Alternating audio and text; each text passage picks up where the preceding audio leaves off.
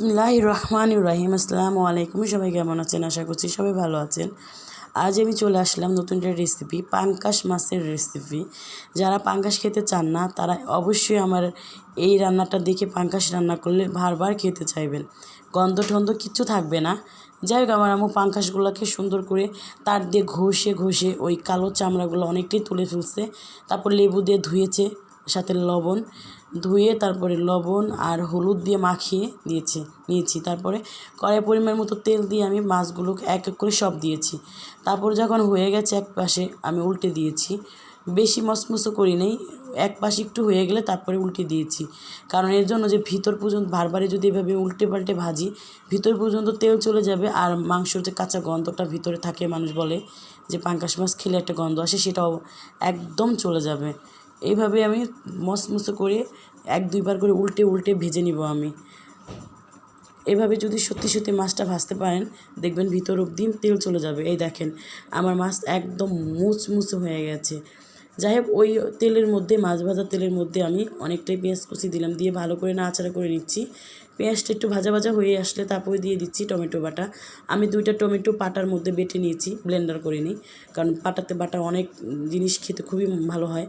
যাই হোক, তারপরে দিয়ে দিলাম 1.5 চামচ পেঁয়াজ বাটা, 1.5 চামচ আদা বাটা, 1 চামচ রসুন বাটা দিয়ে এটাও ভালো করে নাড়াচাড়া করে নিচ্ছি। আদা বাটাটা একটু বেশি দিচ্ছি এই কারণে, যাতে মানে যদি কোনো পাঙ্গাসের অবশিষ্ট কোনো গন্ধও থেকে থাকে, এটা মানে চলে যাবে, একটু বোঝা যাবে না।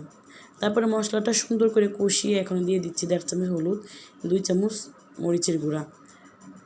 তারপরে সুন্দর করে ওটাকে নাড়াচাড়া করে নিয়েছি, একদম নিয়ে তারপর দিয়ে দিলাম 1.5 চামচ লবণ আর দিয়ে দিচ্ছি জিরার গুঁড়া।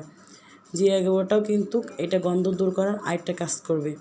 তারপরে একটু পানি দিয়ে এটাকে আমি ভালো করে নাড়াচাড়া করে একটু কষিয়ে নেব, কারণ একটার সাথে একটা যেন মিশে যায়।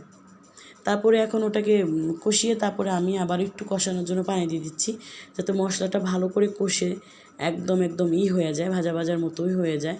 আর আমি তো বরাবরই বলে থাকি যে আমি খুবই পরিমাণ মশলা কষাই।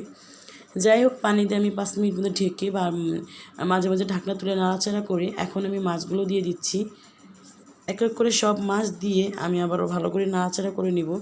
দেখেন, ভাঙা একটু কিন্তু ভাঙছে না, কারণ মাছগুলো অনেক ভাজা হয়েছে।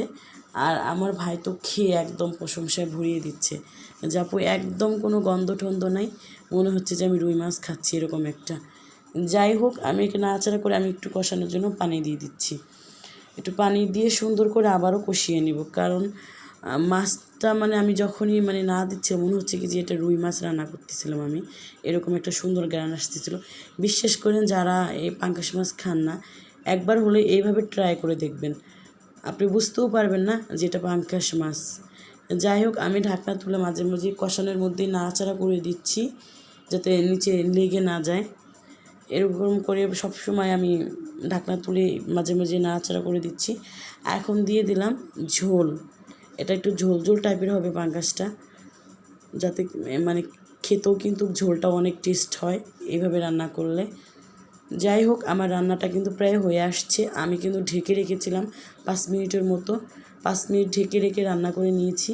এখন দেখেন, আমার কিন্তু একদম হয়ে গেছে পাঙ্গাসটা।